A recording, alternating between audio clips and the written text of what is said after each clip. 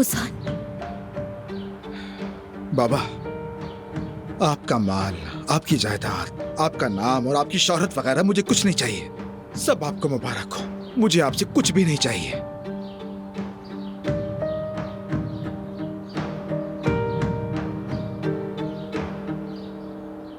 तुम्हें होश में आना चाहिए ओजान। ऐसे रास्ते पर जा रहे हो जिस पर पछतावा है। बेटा ये तुम क्या कह रहे हो? मुझे कुछ नहीं चाहिए जुमाना के सिवा।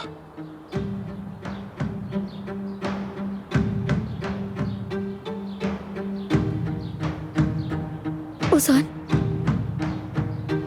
चलो जुमाना, हम जा रहे हैं।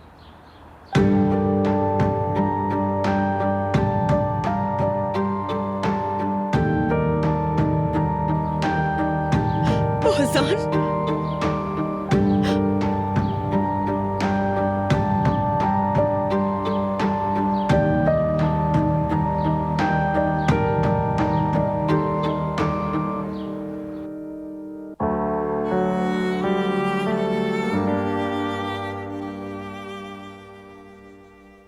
तुमने ऐसा क्यों किया? ऐसा मैंने कहा था कि सब्र करो, कहा था भरोसा करो मुझ पर।